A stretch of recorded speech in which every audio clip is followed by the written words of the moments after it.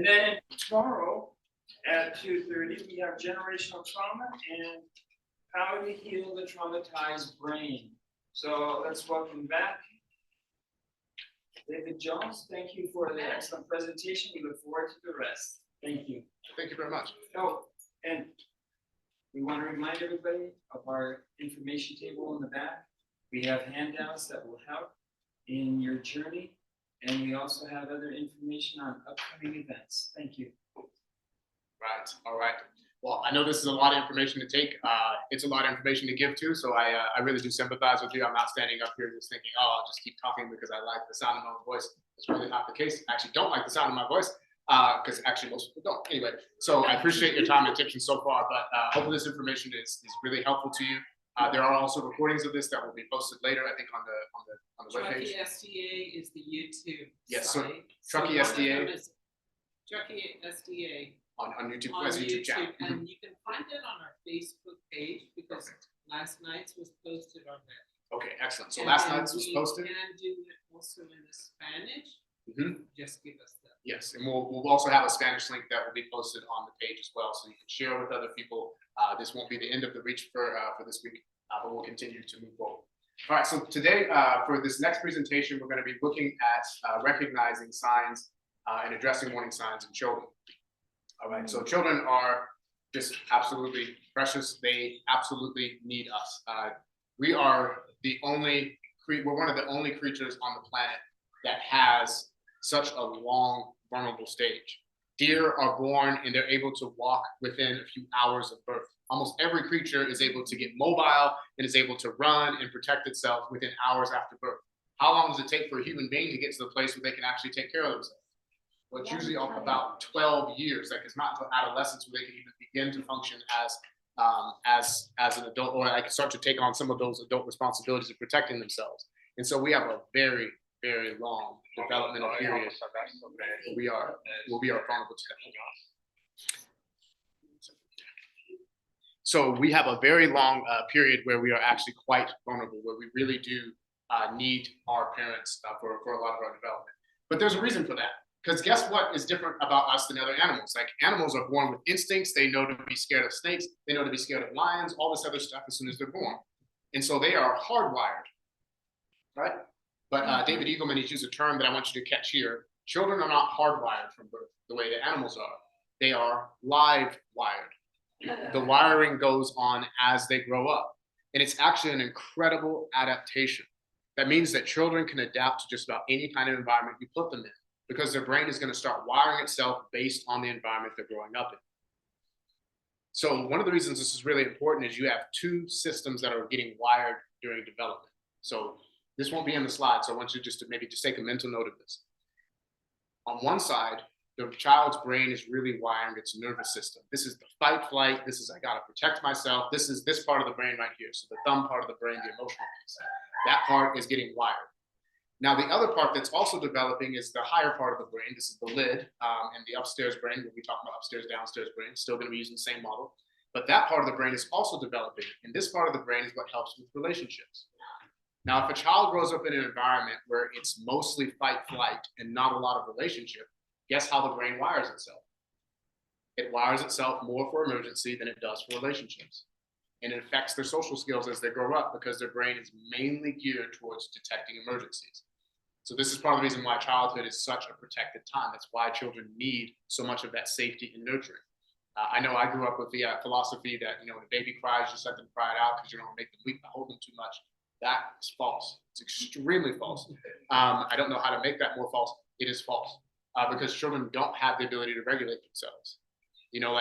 That's like saying, well, if you just left me alone, then I'd figure out how to flap my arms hard enough to fly. It's like, you're gonna be waiting for a while. It's not gonna happen. They actually need help developing their wings, if you will. And so this is one of the reasons why, again, childhood is so important. So we are live wired.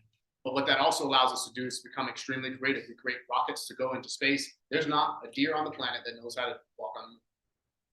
And they never will, because they're hardwired to live in a very small environment, whereas human beings can be live wired to live in an environment that goes even beyond planet Earth. Incredible stuff. Incredible stuff. Okay. So we're going to look at recognizing warning signs. We're going to look at the developmental stage-based solutions. We're going to look at fostering imagination and resilience, which is super important. Children live in a world of play, which is why they can be so fun and then sometimes really difficult to understand. So we're going to look at how you can actually use imagination and play to help children heal. And then we're going to finish with an illustrative case that we can talk about towards the end. But I'm going to move this one a little bit faster. So my advanced apologies, and I'm going to skip some slides, but that's for the sake of time. But definitely the information will still be available to you if you request it. All right, so what are some immediate signs that a child could be experiencing kind of abuse or neglect, or one of the more serious signs that they've experienced trauma? Now, I want to just say, same thing like with the domestic violence situation, not everything that is a red flag actually means something bad is happening. Sometimes there could be other explanations. But one of them is that children may increase increased irritability, like they get very frustrated very easily. They get 2 math problems and like they break their pencil, they kind of pound the desk and do all this stuff. This shows that they don't have a lot of emotion regulation. But you remember how there's 2 different systems that are getting fired up. There's the one that helps me to deal with emergencies, where actually pounding the table and getting angry is super helpful if you're in a survival situation, but not helpful when you're doing math. Right? And so we want to foster both sides of the brain. So one of the evidences that a child could have some history of abuse and neglect is if that side of their brain is not working very well. They're not able to regulate themselves very well. They have very low frustration points. They get very irritated very easily. The other piece here is they can experience a lot of sadness. So the child is like easily brought to tears. Everything upsets them. Now, some children just have a more sensitive temperament. So again, this is not an immediate red flag, but it is something that you want to pay attention to. This is also why it's important to, when you do see signs like this, to provide supervision or to provide some questions for them. So anybody who works in a school setting, one of the most important things you can do is just check in with kids on a daily basis and ask how things are going. And don't settle just for superficial answers, especially if you know something could be happening. There's actually ways to ask questions. Instead of saying, how's it going? You can ask questions like, what's the last good thing that's happened to you this week? If a child can't find an answer for that, that's pretty telling. It's really easy to say fine, but it's really hard to think of something good if you don't have good things going on. If you see a child have an extremely difficult time trying to figure out anything that's good, or they just shift the subject, then again, these can be some things that can tell you that something else could be going on. Again, these are not guarantees, but these are things you want to be mindful of. So emotional distress indicators are another one. Children tend to act out more when they have behavioral issues. But one that I didn't list here is sometimes you'll see kids who want to stay at school, and sometimes they even get in trouble so they can stay at school longer. You know why they do that? The school is safe. Yeah, exactly. I'd rather be at school. I'd rather be in detention. I'd rather have all these things and go back home. Right, so these are all little signals that you want to be looking for. Okay, so the other one is actually physical symptoms. So I actually know adults now, they talked about when they were children, they complained of headaches often. And headaches sometimes can be an indicator that the child is experiencing a lot of emotional distress. That emotional distress can impact their sleep. And if you're not sleeping well, headaches are very common. But you want to listen for some of these physiological signs. Other ones are like, obvious ones if they're losing a lot of weight, if they have unexplained bruises, those are other things. But stomach aches are very common.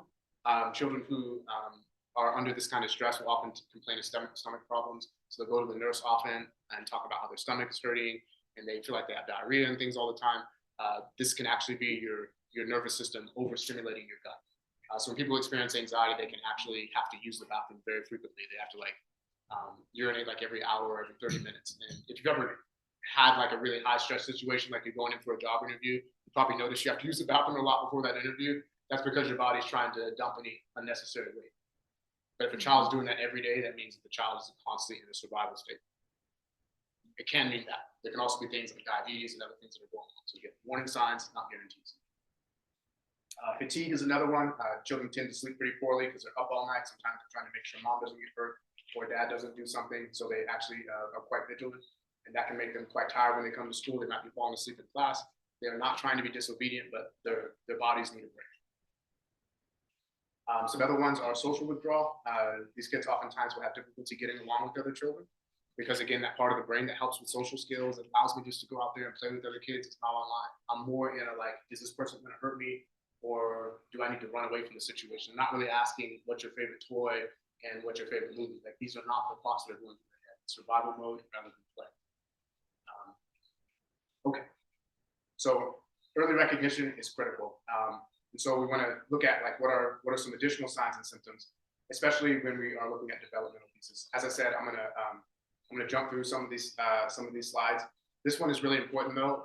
Sometimes kids with trauma can look like they have ADHD. And part of the reason for that is if you're in a constant threat mode, it's hard to stay focused and attentive because your brain is monitoring other things. So when we talk about the hand model of the brain, the part of your brain that's trying to process academic information is not online.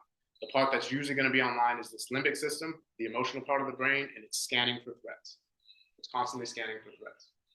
And so children like this, again, can look like they have things like ADHD because they can act impulsive, they can seem inattentive, but it's actually because their nervous system is dysregulated. Okay. Psychosomatic complaints, as I mentioned before, they'll often talk about physical pains. Just a little bit of FYI, when somebody is experiencing depression, the physiological way that shows up is the body will have inflammation. And anybody has had the flu before, you ever had those moments where like even it feels like the sheets kind of hurt, but your skin feels really sensitive? This is the result of inflammation in the body. And when people are actually in a heightened state of stress, it does a very similar thing.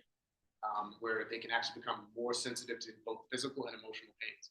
And so these children can oftentimes have somatic complaints, like aside from my stomach just hurting, my body hurts, my joints ache, things like that. Now, of course, that can be growing pains, but physical signs are also important. Okay, so let's jump to the developmental piece here. So some of you may be familiar with this. This is Erickson's 8 stages of development. For this presentation, we're really just going to be focusing on the stages that touch on childhood. So at each stage, there are certain critical things that a child is trying to accomplish. And so this, again, is based on Erickson's model. So the first one is early childhood. Now, during early childhood, the tasks are pretty straightforward. This is usually the stage where children are learning how to use the toilet, how to toilet train there. And during that time, they're actually trying to learn to have control over their own bodies.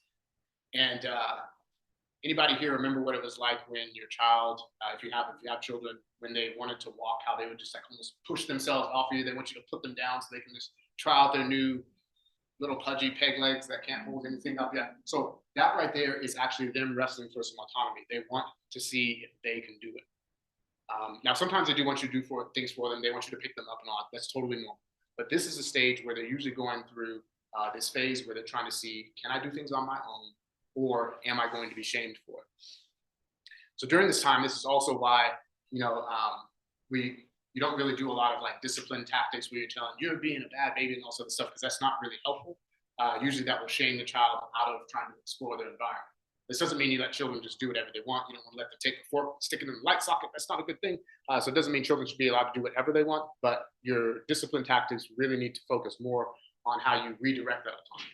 It's like that fork needs to go into your broccoli, not into the light socket, right? And these simple redirects actually are really helpful because it's like saying, yes, you can use a fork, but you don't use it over here, use it here. Right? Does that kind of make sense to everyone? So you actually want to continue to foster autonomy because that's one of the critical things in early childhood. This is usually between the ages of about 0 and 3. The next one is the preschool stage. Here it's initiative versus guilt. So does the child experience that it's okay for them to take the initiative on things, or are they guilted when they do it? So this might be your child's first attempt to pick out clothes. Does anybody kind of remember the first outfit that either you or your kid picked out? All right, so I remember when I was in Germany, I was probably about 6 or 7, and I thought like gymnastics was really cool. So I wanted to wear, I think they were like these bright blue like leotards and like high tops, and like I don't know if it was a tank top or something like that, and then a big puffy jacket. Like none of it matched. The colors were all wrong, but I was just like, no, this outfit is amazing. Like how can you like? Why would you not want to do that? I like gymnastics. I think tank tops look really cool during the summer, and this jacket is really warm. Why don't I put them all together? So this is how children will work. This is how their brains work. Now, fortunately for me, my dad didn't like shame me too much. He told me no, which I was really upset about, but he let me pick out something else, right? So he wasn't just like trying to crush out my sense of initiative. He allowed me to actually make a choice, right? So that is stage 2. Stage 3 is the industry versus inferiority. At this particular stage, with industry, this is where the child is now moving beyond just having initiative, and now they're trying to use their powers of creativity. This is when the Legos come out. This is when I get to draw, and I want to see if I can create projects. Like I really want to see what my skills can do. This is also the age where a kid has all their career choices. I want to be a firefighter, an astronaut, a doctor, a plumber, and I want to do them all at the same time. And so what you say is, okay, well, then we need to get you on a space station where you can do all those things together, because if things catch on fire, you can put it out, you can be a doctor just in case somebody gets sick. You can work on the plumbing, which I don't know how that works in space. I'm sure that's really complicated when water floats around anyway. So you can do all those things at once. Like maybe you can do all those things at once. And what we do is we try not to crush the dreams of the child. We want the child to be able to explore these things and figure out how you approach each one. You can help to foster those dreams. It's too early to say, son, you can't do all those things. You can't be this and you can't be that, because then it shuts it down and they end up going in the other direction with inferiority. Well, I must not be good enough. Right? And so that's the stage that this happens. The last one that would be included for us, the rest of the stages are also important, but is the adolescence. This is identity versus role confusion. All right, so is there anything like an identity crisis going on for our young people in our nation? This is the age where it happens. Right, so without getting too much in the political commentary here, it is not a secret that that people taking on different gender identities is a really, really big thing. For somebody who's just looking at this from an epidemiological perspective and not necessarily even just from a Christian one, you should be curious about how the data has shifted. Transgender or gender dysphoria used to be a diagnosis that primarily was like almost 90% men, always started by the age of like 3 or 4, and at least half of the time is related to a fetish. I'm sure you know what a fetish is, but I'm not going to detail what a fetish is, but usually it had to do with that. Now, the number of cases of gender identity has now exploded, with almost 95% of the new cases being female. And guess which age group almost all of them are in? Adolescents.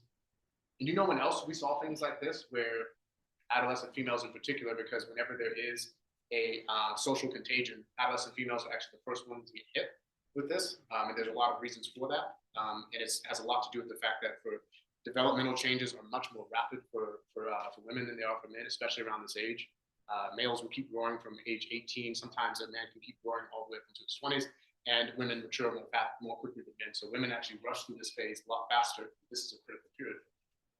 So the other thing that swept through the adolescent female population was body dysmorphia, like anorexia, and like not believing that their bodies are good enough. If you do the math and you notice that a lot of these numbers are overlapping, then guess what? Gender dysphoria is just a new version of it. It's a new version of body dysmorphia, not believing that I'm in the right body and having the right kind of looks. And if you actually just allow people to grow out of this, most people grow out of their desire to transition by the age 18 or 19. So just some things to consider. But this is identity versus role confusion. This is a critical time period where this is where the piercings and all the makeup, jewelry, and all this other stuff that usually that the child wants, is because they're trying to establish themselves as different than their parents. Anyway, I'll spare you the commentary on that, but most of the time we don't succeed in being different from our parents. We just kind of make some superficial difference, like, oh, my dad wears bell bottoms, I'm wearing baggy pants, and therefore I'm not my dad.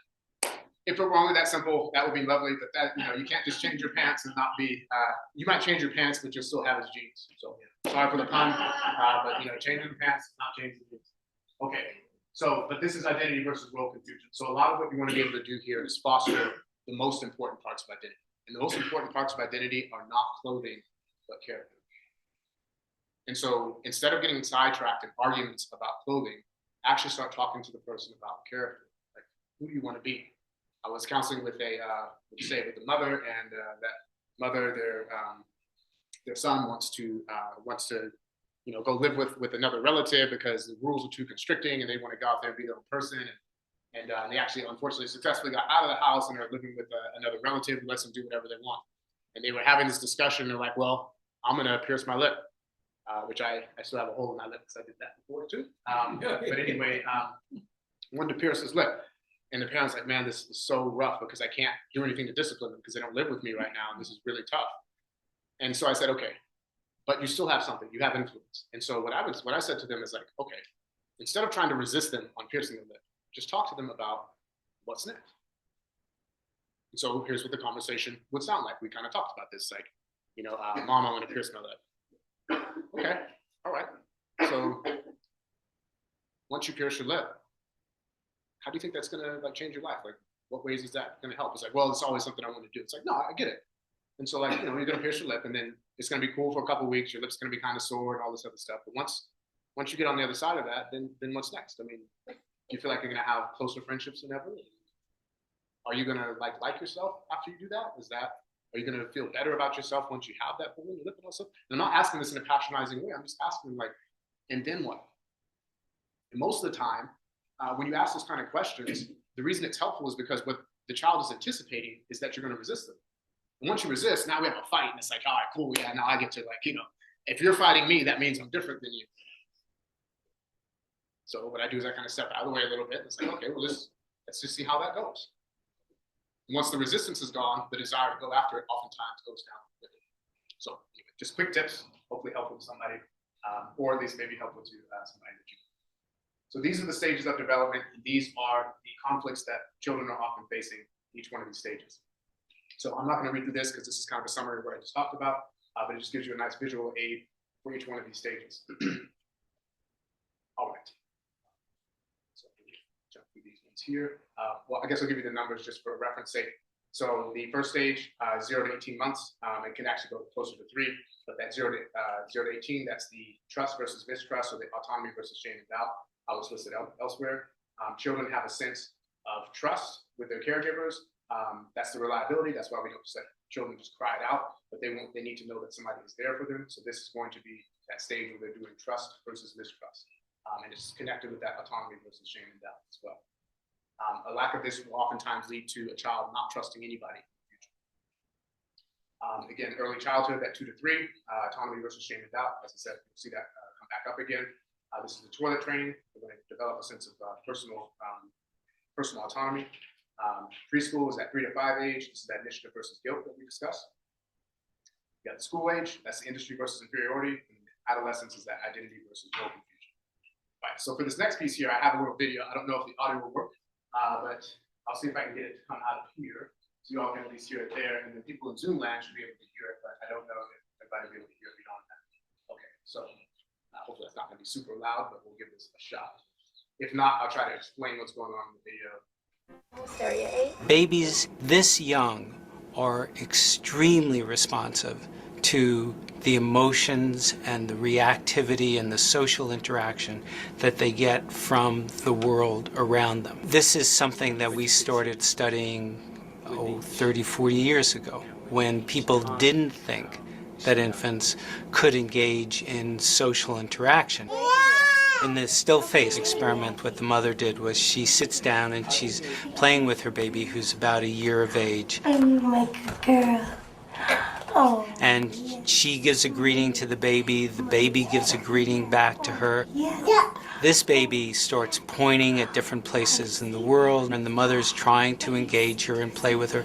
They're working to coordinate their emotions and their intentions, what they want to do in the world. And that's really what the baby is used to. And then we ask the mother to not respond to the baby. The baby very quickly picks up on this. And then she uses all of her abilities to try and get the mother back. She smiles at the mother. She points because she's used to the mother looking where she points. The baby puts both hands up in front of her and says, "What's happening here?" She makes that screechy sound at the mother, like, come on, why aren't we doing this? Even in this 2 minutes, when they don't get the normal reaction, they react with negative emotions, they turn away, they feel the stress of it. They actually may lose control of their posture because of the stress that they're experiencing.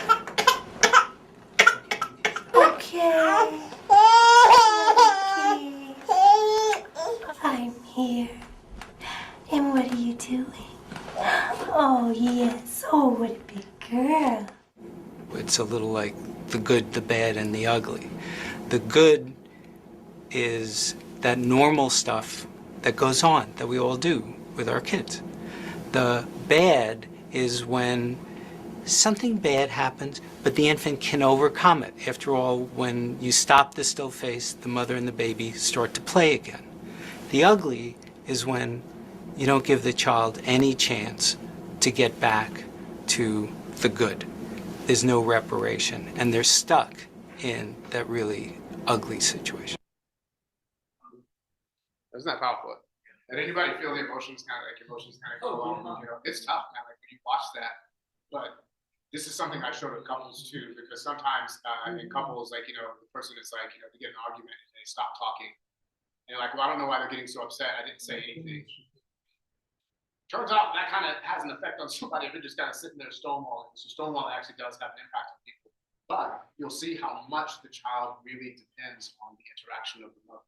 And the way our brains are wired, and part of the reason why it's not good for us to be alone is because we're constantly mirroring ourselves to another person. Let me just give you a really quick, ask you a really quick question. I just want you to think about these answers here. All right.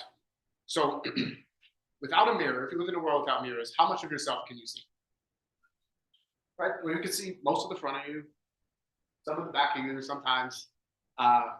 Yeah. But there's a critical aspect that you cannot see, and that is your face.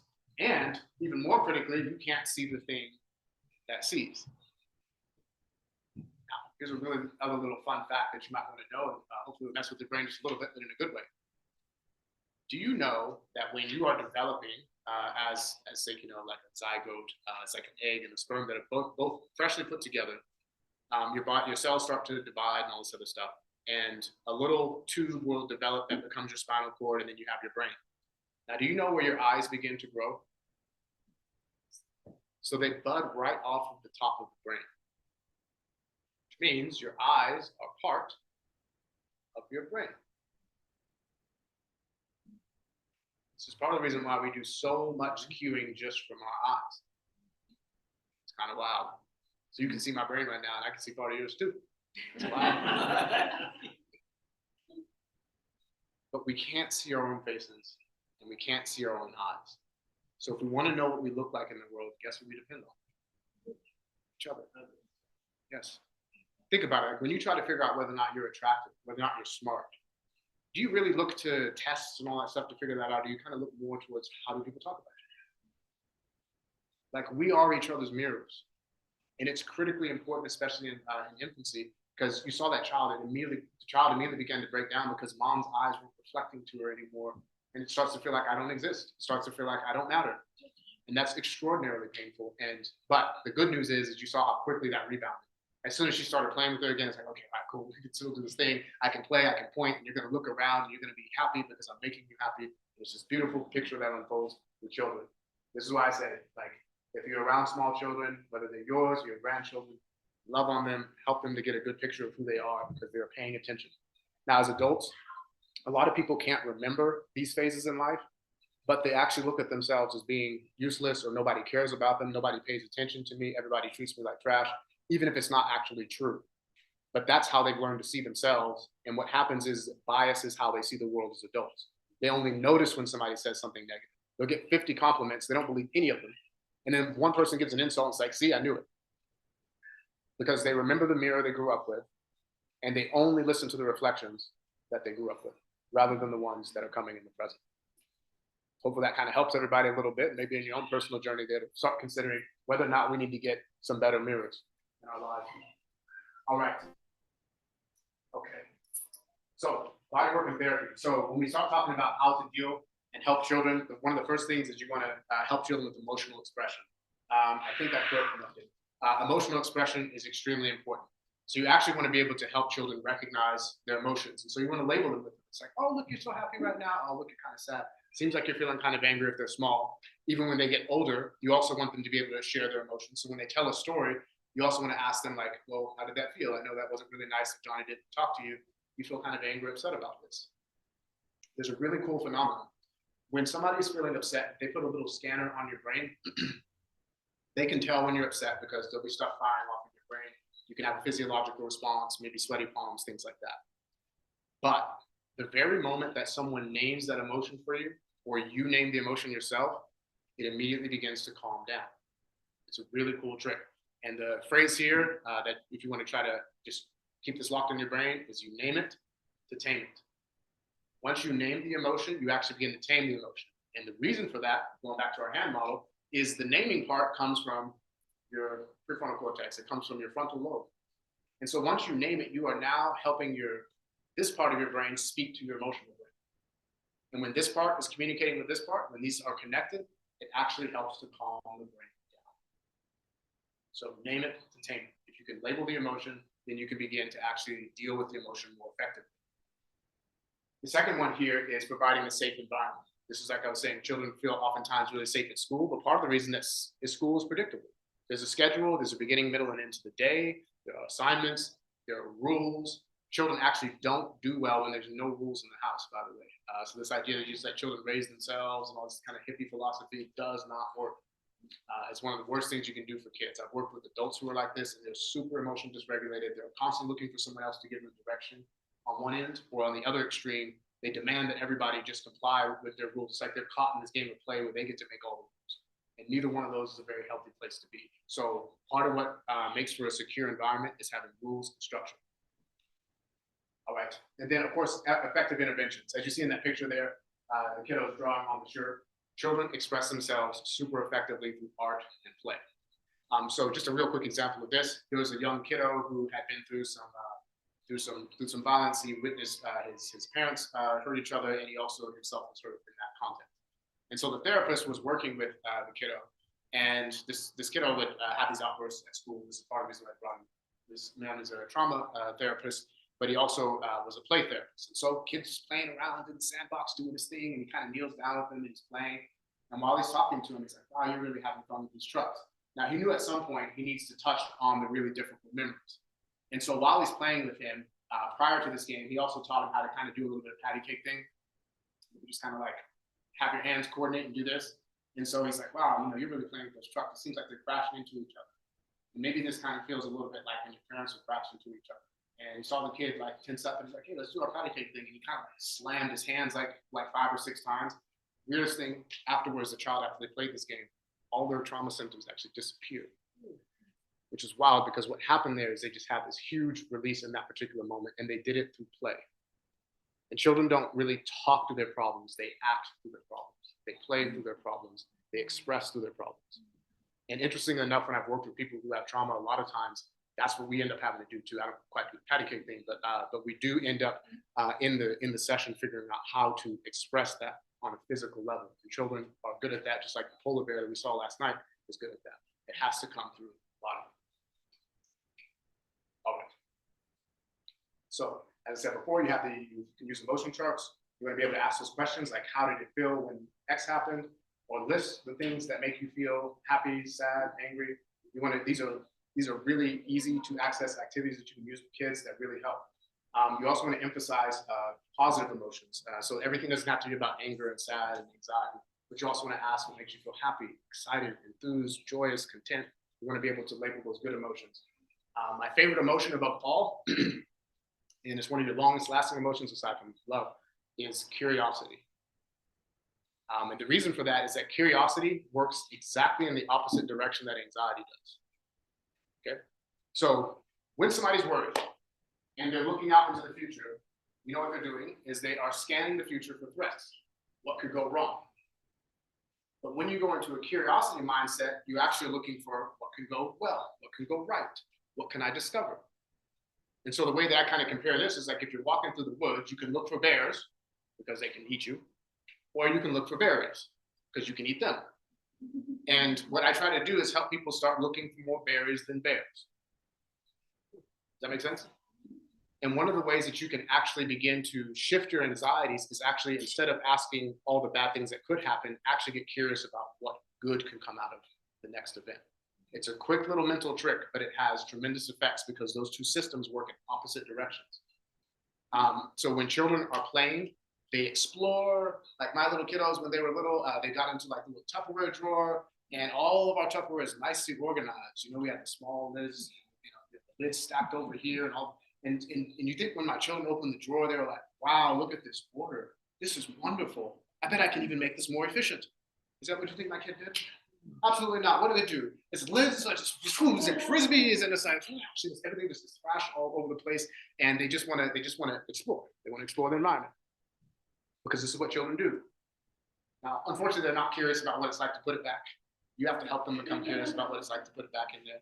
But that's what exploration looks like. Now, when a child is anxious all the time, they don't go looking to see what they can manipulate and move around. When a child is anxious, they try to figure out how they can stay out of harm's way. And so anxiety makes people retreat. Curiosity makes people explore. If you want to start to get a hold of your anxiety, one of the biggest things I can suggest you is instead of retreating, start exploring. There's a lot to be said there, but I have to keep it short because the time's going to run out.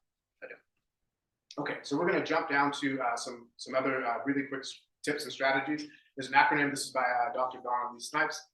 She talks about SEEDS. It's an acronym for ways to be able to help and support children. So the first part here is safety. We're going to provide children with safety via support, like, hey, if something happens, I've got you. Just let me know if there's any problems. I'm trying to make sure the environment is one where you're not going to get hurt. The second one is empowerment. You want to give them that empowerment to recognize and respond. So you want to be aware of vulnerabilities, triggers, and traumas. Having these seeds is super helpful in helping to connect with the child. Third one here is emotional identification. If you can help a child, again, understand their feelings, then you can help to name it, to tame it. The fourth one here is distress tolerance. This one is super important because the more children are able to deal with stress, they actually end up being a lot happier if they're not easily frustrated. Because if you can stay with something that's frustrating, then you get that big reward at the end when you finally figure it out. So we watched our kids kind of deal with these same kind of issues here. I was working with a kiddo who wanted to try to make a half-court shot, right? And that's really exciting because the line is so far away from the hoop. And they kept shooting and shooting and shooting, and they got really frustrated. But like we were like, nope, we're not leaving until you get it. And I wasn't forcing them to stay there, but I was like, let's see if we can see this thing out. So 35 minutes later, he was shooting the ball, and then he finally shot, and then you hear that wonderful sound of the net just kind of. And how do you think he felt? Oh, absolutely ecstatic. It was just like, you could have lit a fire with his face. Like, he was so incredibly excited about it. But you can't get to that if you can't work through the frustration, right? And so this is why resilience and being able to deal with difficult emotions is super important. So this is not telling children to do things that are impossible for them, like trying to lift an engine. But this is definitely telling them to stick with it until they get the answer. Giving them scaffolding to solve problems is the last part of the SEEDS acronym here. We want to give them steps and stages. And so if the kid can't make a half-court shot, then let's try it under the hoop. And let's slowly back up until we reach the limits of what you can do. And if that's too hard, then we want to start strengthening you so that you can shoot the ball progressively further and further back. Create that scaffolding so that they can get through these frustrations. All right. So I'm going to skip to the very last section here around fostering imagination and resilience. I'm going to jump through some of this. I actually have some printouts that I was going to share with you all. Is kind of dealing with the monkey mind. This is kind of dealing with that emotional part of the brain and how to get the higher order of thinking back online. But you do want to give them outlets for self-expression. You do want to make sure that they actually have opportunities to discover things that they really like and preferences that they have. But for our last part, I want to give you the upstairs and downstairs brain. So again, if you like these slides, I'll try to make these available to you. But before we do that, I'm going to let you all watch an excellent video on how to throw a fit. And this kid is an expert, and you get to see how all this stuff works out. And we're going to talk about how you help a kid when they get totally dysregulated like this. But just keep in mind, or tell me what it is that you notice you're feeling as you listen to this kid.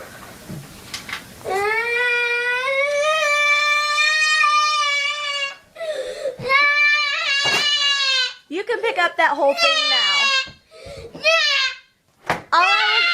Josh, all I was asking you to do was pick up those 3 parts.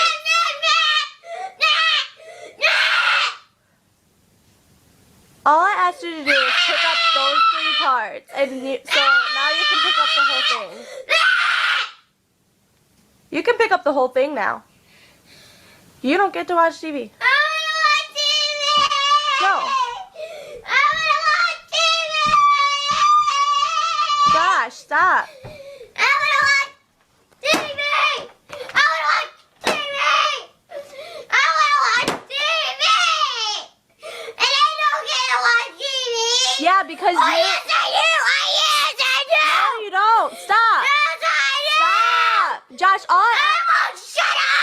I didn't tell you to shut up. Yes, you did! No, I didn't. I asked you to stop. I asked you to stop. I never told you to shut up. All I asked you to do was pick up those 3 little pieces. Okay, all right. What did you notice as you were listening to that there? Listening to this kid have this discussion.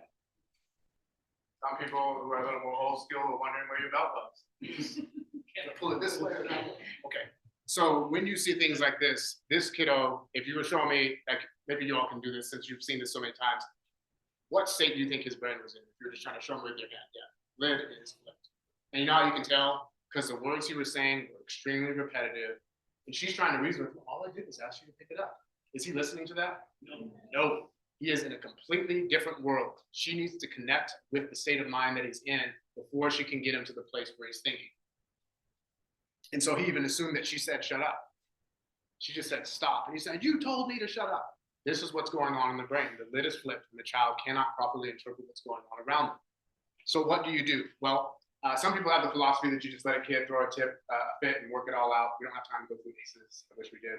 But this is the second part that I'm going to tell you about with the brain. So still going to use a hand model, but Dan Siegel uses this term and I think it's really helpful. You can think about your brain having 2 floors. This is the thinking brain upstairs, and then this is the feeling brain downstairs. You need to be able to connect before you correct. Okay? Connection has to precede correction. Connection comes before correction, right? And so you have to be able to close that gap. I first need to be able to come over here and let you know that I'm safe. It's like, hey, I can tell you're really upset. I let the child kind of vent a little bit. I just listen to them and I wait.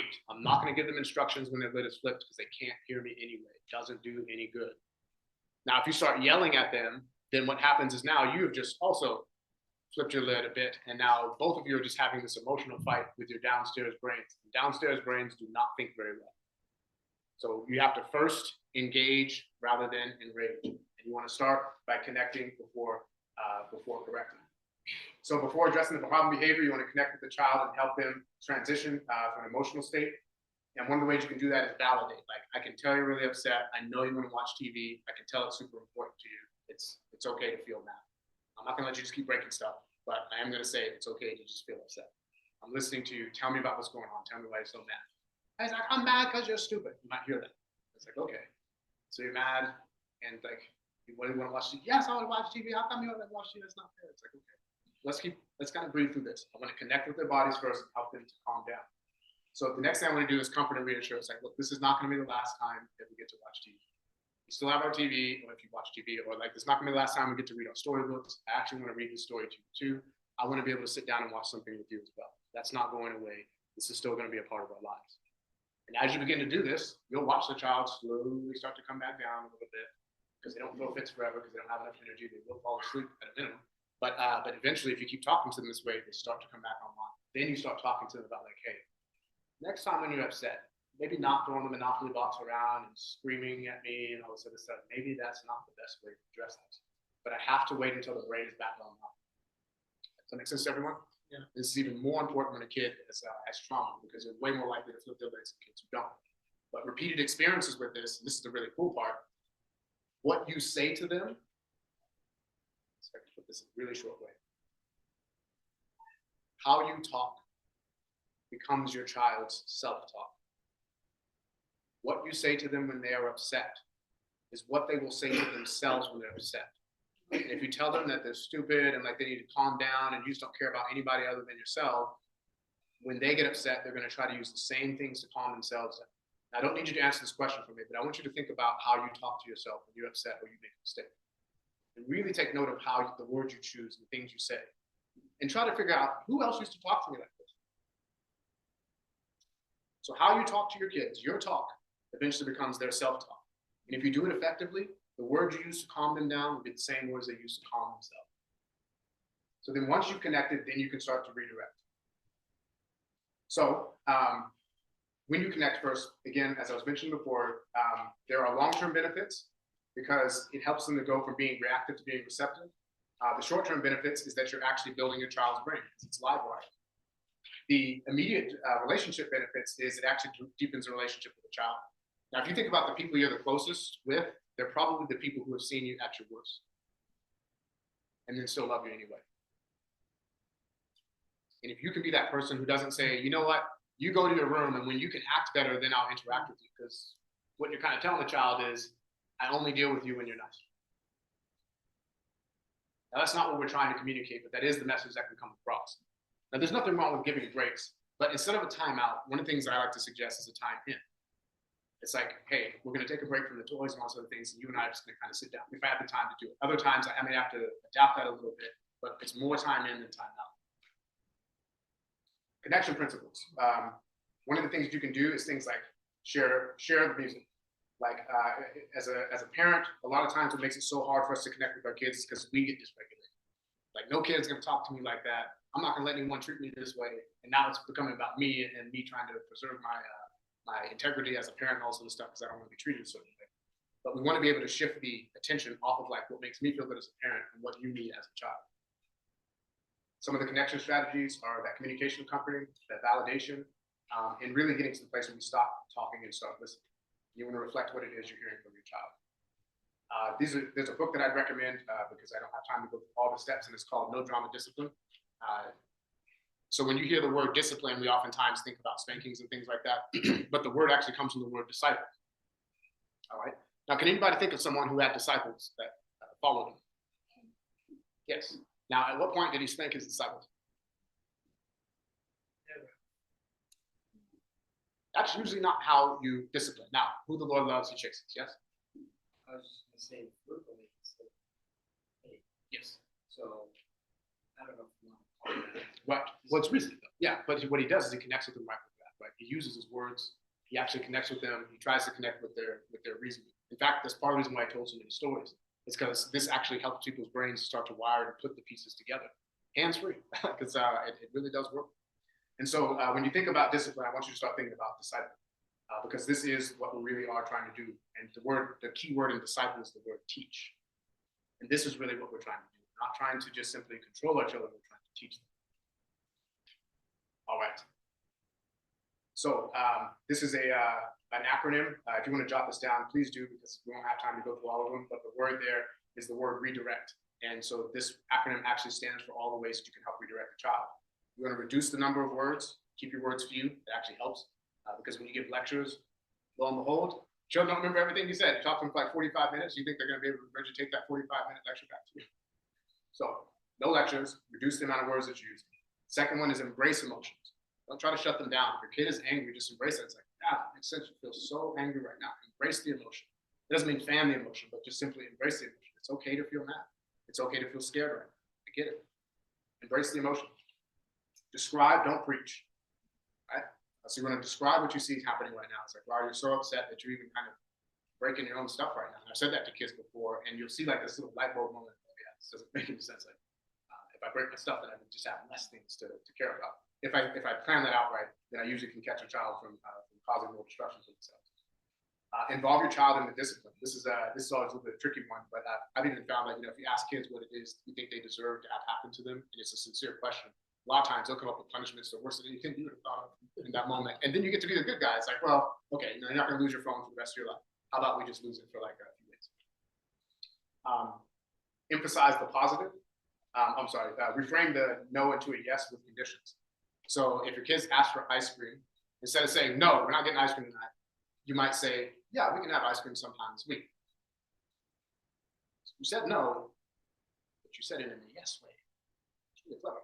Sometimes it actually works. So don't say no, but say yes with conditions. The next one here is emphasize the positive. Catch your children doing things well. It's really, really easy to get caught in this trap to let your child know when they didn't finish cleaning something or they didn't pick something up. Start catching them when they do things well. This actually begins to shift the way that a child is thinking. In fact, positive reinforcement is extremely powerful. Think about how many things you do a lot in life and whether or not somebody ever complimented you on it. Like I used to draw a lot, and whenever I would draw, somebody would tell me I did a good job. So guess what I started doing? I started drawing more because somebody actually said something positive. It's like, wow, you're really good with your hands. It's like, well, maybe that's what I want to do with my job for the rest of my life. In fact, some of you may have actually picked careers because someone told you you were good at something. Something to consider. All right. So then creatively approach the situation. This is actually something that works really well. Instead of like getting in there and just figuring out how you can put a brick wall in front of your child, actually get clever about how you answer questions. I remember there was a kid, well, actually, I can use one of my own kids' example. So we had our youngest when he was really little. We didn't have like enough bedrooms for didn't have their separate rooms, so they were in a loft, and we had the loft kind of just sectioned off so they could be up there. But one day, kiddo was getting really strong, and he had a play set, and what he did is he pushed the play set up to the banister, and the banister, if you stand on it and jump down, you'll go down to the first floor and hit the ground. That's no good, and we didn't know he was strong enough to push that, so he pushed the slide set over to the banister and then climbed on it. And he's like, "Daddy," and I was like, "Oh," and I saw him, and he's like crawling on what's about the width of the VHS tape. Kids, if you don't know what that is, I'm sorry. Anyway, it's about this wide, and he started crawling across the bench. And he fell one way, he'd fall like 3 feet, and the other way he was like 18. And so we're like, so I had to think really creatively, and I said, "Whoa, buddy, that's really cool. Hey, can you crawl over towards me?" "Yeah." "Wow, man, look how your hands are really gripping that." And then like after I got, I'm like, "Oh my gosh, what did you just do?" So I didn't want to do that while he was on the banister, because if I go, "What are you doing?" while he's on the banister, guess what? Yeah, exactly. So it's like, you gotta be able to think on your toes, you gotta be creative, figure out how do you turn the situation into something positive. Like, "Come to me. Wow, that's really impressive. You've got great balance. You're doing so well. Don't you ever do that again." Anyway, so he survived. He's sitting in the pew right now. So everything worked out. Then teach mindsight tools. We don't have enough time to go through those ones, but please jot down any questions that you do have, because we are going to be jumping through the remainder of these. But there are really good moments that you want to catch. Like, you want to catch those Kodak or Instagram moments. You want to find more things that help to emphasize the health of your relationship, how much you love spending time with each other, these kind of things. Was teach mindsight skills. So mindsight is just an acronym that's used to describe how we use our minds to see other people and see ourselves. You actually have to build a mental picture of yourself and other people around. We kind of got models. You all have been listening to me for several hours now, if you were here last night, and you're starting to get a mental picture of how I talk already. You're already building those mental models. Hopefully it's not talking too much, like, "Oh my gosh, when I see that guy, I should go to bed." So anyway, you build these mental maps, and what you want to do is you want to teach kids how to build really effective mental maps of themselves and the people in their lives. Okay. So parenting really does happen from the inside out. The very things you want to teach your children, you have to know and understand for yourselves as well. So I'm going to skip through the rest of these, and I'm going to take you to our last little, these are our last 2 slides here. And this is going to be talking about a young woman who was born with a number of health conditions. Her name was Wilma Rudolph. She was called, let's see if I can pronounce this right, La Gazella Nera, and that's Italian for the black gazelle. And she was an Olympic athlete. When she grew up, she faced a lot of challenges. And her perseverance and her strong belief in herself, she traces back to her mother. And she had some statements, like she said, "The triumph cannot be had without a struggle." Now, when she was young, she was afflicted with all kinds of illnesses. She actually had polio. She actually had to walk with braces on her legs, and they told her that she would never walk again. She went on to win 3 Olympic gold medals. You have to be able to do a little bit more than walk in order to get an Olympic gold medal. I used to run track and field, and I tell you right now, I did not win an Olympic gold medal. And I certainly did not have polio, so I don't have any excuse for why I did not make it that far. But she was actually extremely determined. And so she had polio, scarlet fever, and double pneumonia as a child. And so she suffered through all of these things. A lot of times they thought that she was going to die. And then she became the fastest woman in the world when she was told that she could not walk. At 12, she wasn't able to walk again until she was 12. By 16, she got into the Olympics, and she was the first American woman to win 3 gold medals. So what was the secret? By the way, she had 21 siblings. So it wasn't because she was economically advantaged that she succeeded like this. Even if they had a lot of money, I don't know how you feed 21 kids. That is, wow. So 21 siblings, but she was absolutely one of a kind. So this is a picture that I believe was actually a portrait that somebody kind of posterized it and turned it into a painting. But I want you to see this quote and just really absorb the impact of what effect we can have on the kids as parents. And by the way, it's not too late. Even as an adult, if your kids are adults, you can still impact your children. It is not over at all. I consider myself to be a grown man who's responsible and can take care of himself, but my mom and my dad can say things to me that can still melt me or affect me in ways that are profoundly deep. When we were in master's program, I remember everybody thought they were so grown up until they went home. And there's something about that relationship that stays permanent. So she said, my doctor told me I would never walk again. My mother told me I would. I believe my mother. Unbelievable. What did she do? Oh, she went on to win in the Olympics. We mean to rehabilitate? Somebody asked what she do. Yeah, she went on to rehabilitate herself. Like she just never gave up. She kept pushing. Her mom kept pushing, saying, no, we're going to get her to walk again. She just refused to believe that she wouldn't walk again. And it's precisely because of this. Doctor said I couldn't. My mom said I could. Mom's right. So she went after it. And that's the power of words, even overcame something as strong as a physical disability. A lot of people do not recover from these kind of conditions. But if somebody becomes to believe something, it makes all the difference in the world. So, in conclusion here, we want to be able to find the warning signs. We also want to be able to provide solutions. And even if you don't have children or you're not around children anymore, even just the way you interact with a child can make a huge difference. Being somebody who listens and cares is there. And who knows, maybe this child has been told they can't do something. Maybe your words can have a similar impact that they had on Mrs. Rudolph there. Absolutely incredible what can be achieved if someone believes in it. Right.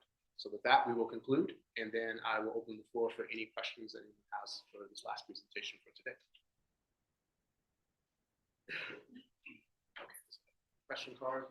All right. And then we have mics. If we can have our 2 volunteers back here to grab microphones, so just in case anybody has a question.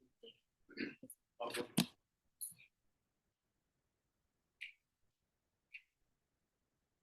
Right here.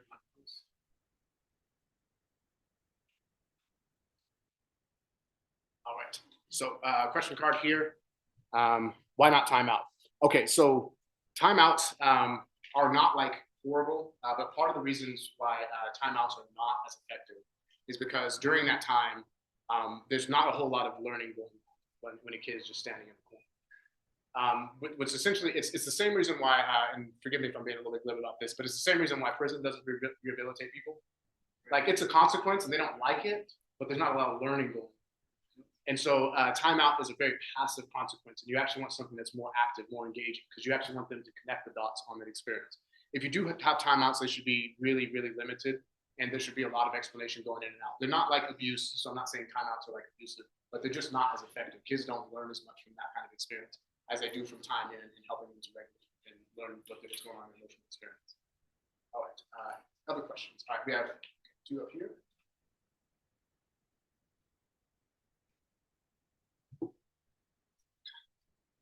All these techniques,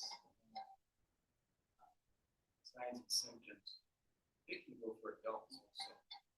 Because I look in the hospital, you go through this de-escalation process of de-escalating people.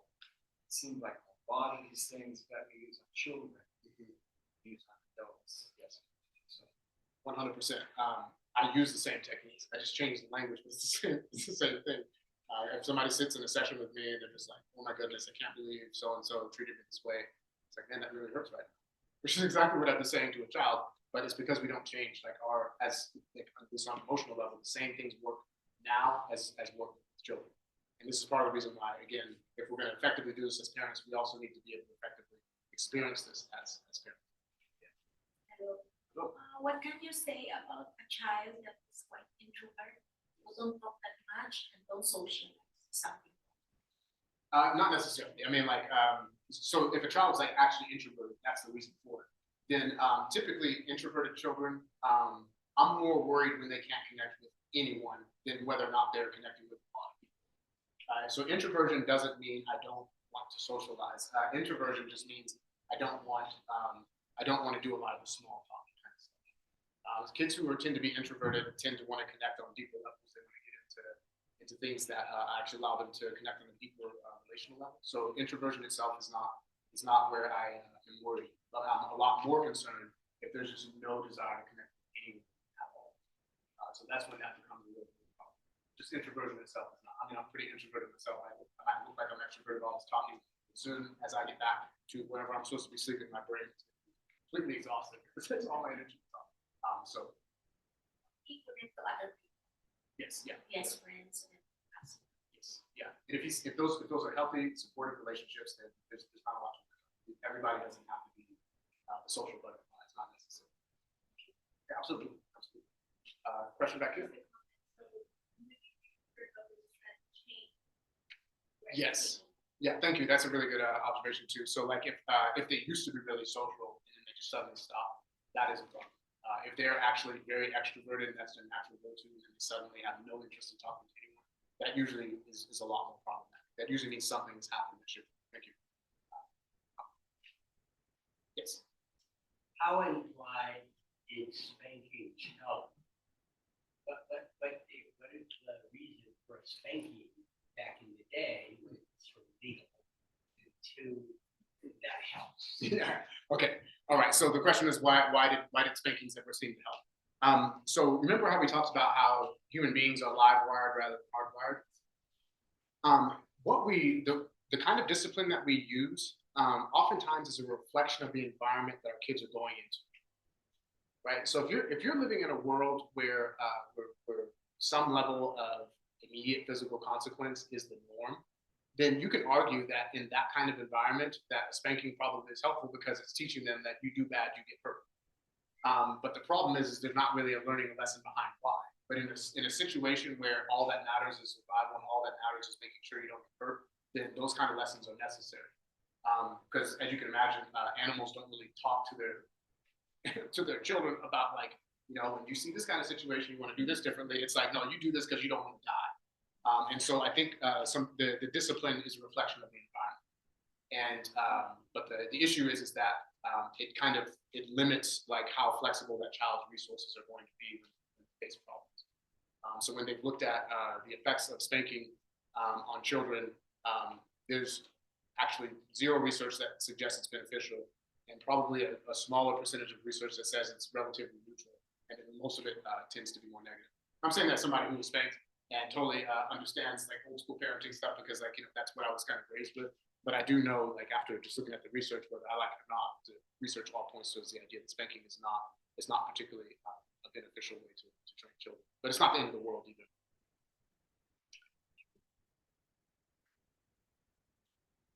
Yeah, so on that subject of spanking, when we think of spirit of God spoil the child, and that we are in a generation of just total wildness as far as even rules where you can't discipline children. And I was teaching in the Caribbean, and it was known that the principal had a belt at his door, and that's where they would end up. My father also came from a highly disciplined family.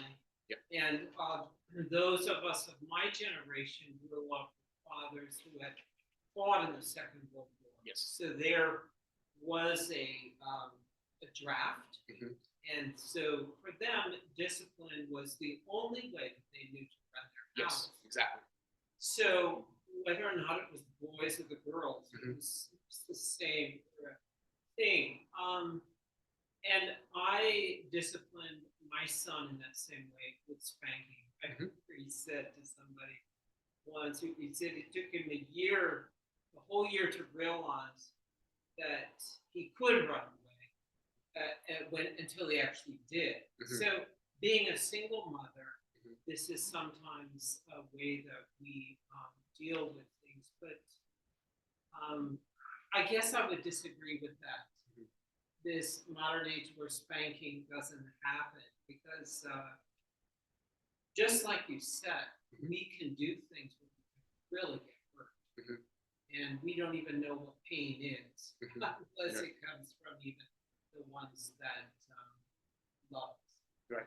Yeah. So there's the dance on this one, and I appreciate that. I know that this is always a controversial topic. So let me say what we do know. So punishment does teach something. Okay, like punishment, absolutely. This is why you don't touch hot stoves. Right? Like nobody here is confused about whether or not it's a good idea to put your hand on a hot stove because it hurts, right? And you learn the same kind of lessons from spanking. Like, so can it stop someone from doing something bad? Yes. What I'm getting at here is not that spanking doesn't do anything. What I'm saying is spanking doesn't do enough, right? So the hot stove doesn't teach you how fire works. It doesn't teach you why why a butane burner, why the gas in there is actually flammable. There's all kinds of lessons that it doesn't teach. And that's the problem to me with spanking, is that it doesn't teach enough to children. Because in the other piece that it does is that spanking and in any kind of use of physical force, which look, if a kid's running across the street, I'm going to grab him by the arm and pull him out of traffic. Right? So I'm not proposing that you never touch children. I think that's foolish. But when we do things like that, what children oftentimes learn is they learn hierarchy. So they might learn to not break mom and dad's rules.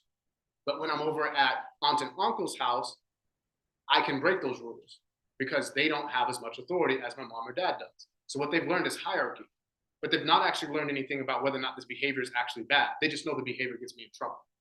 And this becomes a problem. Now, of course, most people who abuse spankings, they also talk to their kids afterwards. So hopefully they still are figuring out the rules. But this is part of the reason why spanking by itself tends to be less adequate. And I'm saying this as somebody who defended spanking for a long time and all that stuff. And like I said, I still have my old school parenting brain that's in my head. So I'm not trying to communicate to you that if you spank your kids, you just ruin them for life. It's not true. But what is true is that there are better ways to teach, and we don't have to use old school methods when there are actually better methods that are working today. It's why you don't ride horse and carriage. Can they get you where you're going? Yes. Does anybody want to replace your car with horse and carriage? Probably not. It works, but there are things that work better. Yes.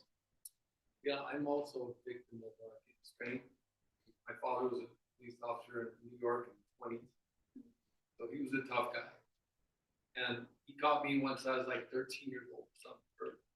He knew I was starting to get out of line. And he knew the consequences of either follow the rules of the society, go to school, get a good job, work hard, only made fifth grade in school, or go to prison. Yes. And he had a foresight of where I was going. I didn't like school, started hanging around the wrong people. He used to tell me familiarity breeds contempt. Yeah. But you hang around that guy, you're gonna get in trouble. And one day he caught me, and I'll never forget, I was on my knees. And then I was a Catholic, so I didn't pray a lot, but I was on my knees, please daddy no more, because it hurt. And you know what? I tell you, after that day, I never ever thought, looking back to that dark corner, that I was going in. And I also remember getting paddled at school when I was 2-3 years younger. So I was already, that just started like fifth grade or something. I mean, I ended up going to the principal's office, and he had a paddle. And he paddled me, and it was humiliating. It hurt a little bit, but it was just the fact that I had to go in there and allow this man to hit my fan. And I started realizing that I didn't straighten up fast. Yes. Yeah. So I'm not saying spanking doesn't teach you. Yeah. Yeah. The idea is that are there better methods, and can we teach more? But I used to live in Sweden, and they actually forbid spanking completely of the whole. Even when we were doing it, it was not illegal. And I've noticed that a lot of the kids there really do not respect their teachers because they knew what they could get away with. You can't touch them. Right? So they throw things at the teachers. They bring their weapons to the classroom. Yeah. Yes. Right. So yeah. And so so again, this is not advocating not discipline. So even with myself and my kids, they never got spanked, but they had consequences, and they could feel them. And in fact, I started talking to a parent about how we use discipline in our home, and the child actually said that they wanted their parent to go back to spanking them. But the spanking only lasts for a little bit. The kind of consequences that we came up with and the kind of things that we did, these things actually lasted longer than that, and they actually had to adapt to it. So it's like, so my supervisor used an example of this. Like, his teenage son was sneaking out and doing all this stuff, and when he snuck out, like, you could have spanked him. What he did instead is he took his license and he cut it up into little small fragments, and he made him go all the way back to the process again of having to re-get his license, retake the test, and doing all this other stuff because he had the power to do that. You think his kid went out there and snuck the car again when he realized it was like 6 months of hard labor trying to get your license back? Absolutely not. So I'm in no way suggesting that you don't discipline. It's just, all I'm saying is that there's better ways. So you can still get you there. I'm not this isn't a knock on your parents, my parents, or anybody else. My dad kept me out of a lot of trouble because I stole money from him, and that was the last time I ever did that again, because I learned from that very painful experience not to do that again. But there's better ways to teach. That's all the only thing I'm advocating. There's better ways to teach. All right, we got one. I was just gonna say, also when it comes to the meetings, all of that, it could be that it should be done in a different way than most people do it. Sometimes it's anger, it's arbitrary, it's so many things other than discipline. And I think that if it were done with tears in the eye and at the very last straw, like it's not the first thing that's gonna come down the pipe at you. And when that person is crying because they don't want to do that, and that has more to do with how you're like, okay, let me get it through my thick head. This is really not what they're trying to do. Sometimes that love can break the heart, soften the heart more than you better do what I say do, you know? And so I think that's the difference, the sparing the rod and spoiling the child. God just, it's a whole different way. When he was coming over that mountain or wherever, and he looked at Jerusalem, and he's like, I wish I could stop you from the spanking that's coming. I'm rocked to and fro with tears in his eyes and hot words coming out saying, oh, Jerusalem, Jerusalem, but you just wouldn't. So there's no remedy. It has to come. Right. You know, but he tried everything other than that. Right. And we don't. Right. Many times because we're impatient. And I think that destroys the church. Right. Well, and you also want to make sure that the consequences match what's going on. Match what's going on. Right. Yeah. So like that was a natural consequence. So like you put this example of Jerusalem, they were rebelling against their king, and they wanted Caesar to be their king, and so Caesar took over. Like that was literally a natural consequence. It was an unfolding of their own doing. But yes, all of those things. It tends to be that when parents, explain things and make sure that they're not just using spanking as a way to vent their own anger, that's when you get more of the mutual results that come from those kind of stuff. Right. We have one back here. What I've seen in my life, you gotta have more in your toolbox. You know, because that's all you got moving on that butt. It's gonna turn abusive. You're gonna mess your kid. And it's gonna take a long time. But he may not. Right. May end up in worse trouble later. Yeah. It's such a sticky. It's a really sticky subject because again, I don't want anybody to feel like I'm parent shaming. Like I said, children can turn out very normal. I'm still continuing to pursue degrees in my life. I love my wife and my kids. I'm not an abusive person. But again, so just think about it like this. If you got spanked, like let's say you were having a hard time reading because you have dyslexia, how long do you need to get spanked before you start reading?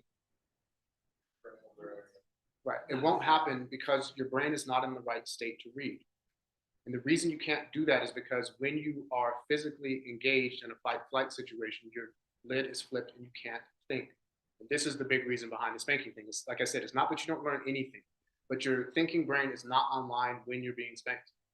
Like there's no escaping that. And that's why the research is showing what it's showing. It's not showing that parents are bad and evil and all this stuff, but it is absolutely showing us that the brain can't think well when it feels threatened. The thoughts are very simple. Don't ever do that again. And sometimes that's what you want to learn, right? It's like, don't go there again. So like sometimes that is the simple lesson you want to teach. But if you want something that goes deeper and farther than that, you have to keep the thinking brain online. But this is by no means saying that kids should just be able to do whatever they want in class. That's absolutely ridiculous. Like teachers should have control over their classrooms, and there are ways to do that. But this is where that creativity comes in. All right, we had one more here, and then we'll have to wrap up because I know we're right about here at time. Oh, we had one here too. All right, so. Okay, sorry, there's three. Okay, we have three. So we'll come right back up. We'll come right back up front because we have two mics out here, and then I want to make sure you have a mic so we can all hear you. Okay, so here and then. Mine is really quick. I just wanted to add that sometimes the motive matters. So like what Dawn was saying, sometimes parents do it because of the reflection on their own image. It's like what they're worried about is how they're being reflected in society and how people look at them.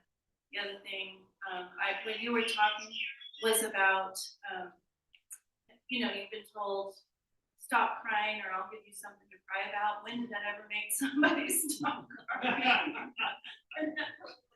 Yeah. No, my personal favorite is, my parents just tell me this hurts me more than it hurts you. It's like, well, give me the belt, man. I can solve this problem right now. I don't think my dad would appreciate that. We have one here, one up front, and right back here. So, Bruce, and then Mike up here. I always wondered if I allowed stoning in the Bible. Mhm.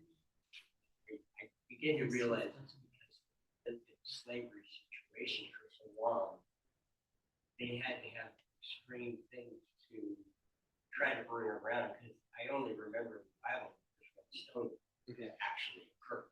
Yeah. Even though there's so Right. No, so let's just think about this. I'm as a parent, I know I am here to teach and protect my children, right?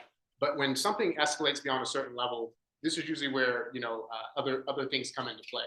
Like, so there's a reason you don't call the police to teach your kids how to dispel, because that's not what they're there for. They're for emergency response. And when it comes down to a lot of the physical intervention stuff, I really say that this should be for emergency only. And anyway, hopefully that just kind of helps a little bit. Again, this is not to disparage any parents. All right, so we have one here, and then we have one more up here, and maybe that'll be our last question.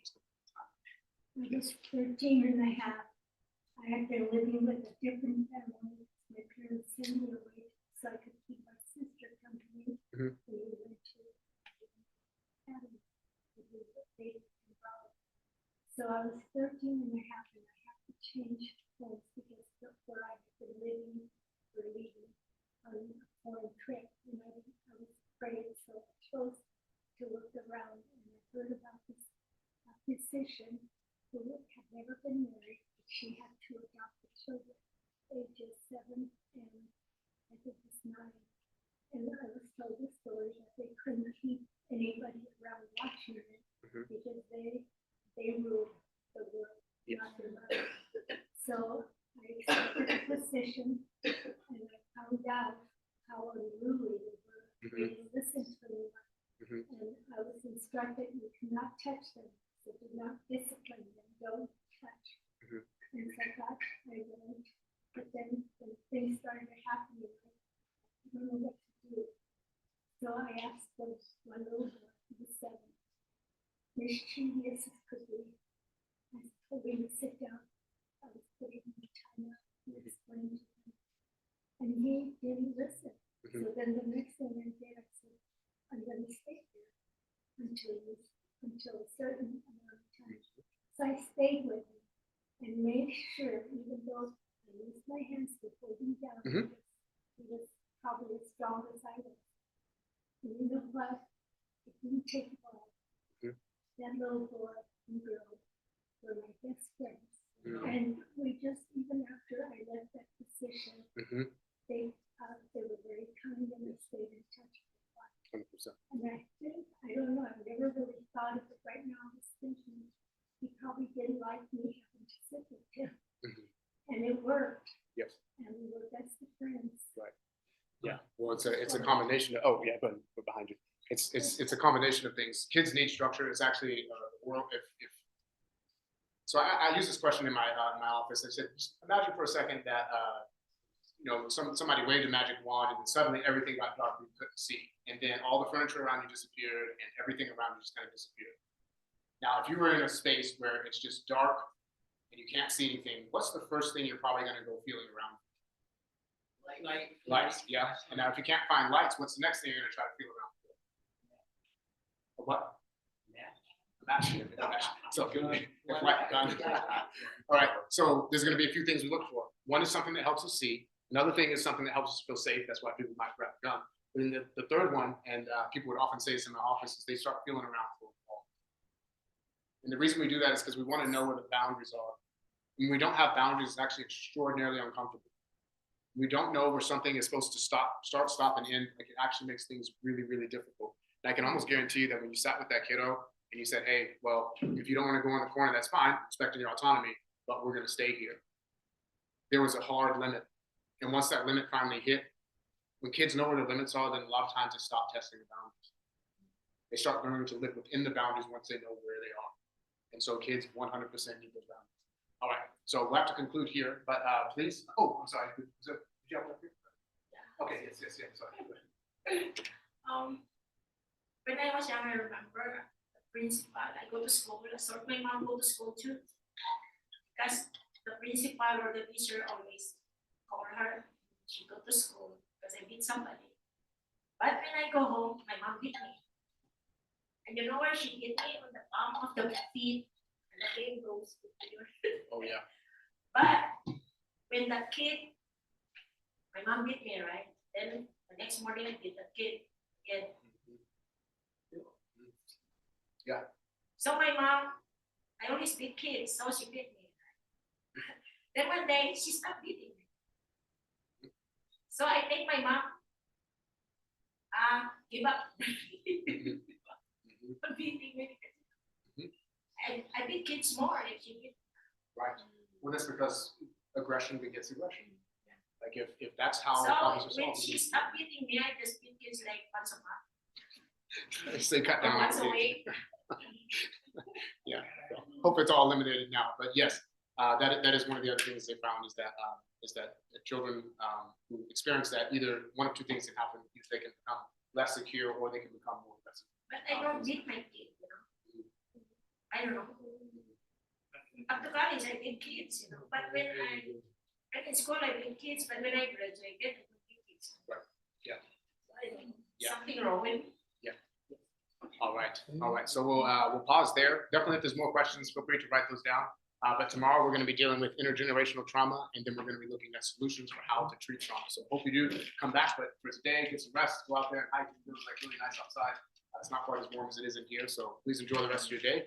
And I'll be around for just a few more minutes for any personal questions you might have to ask.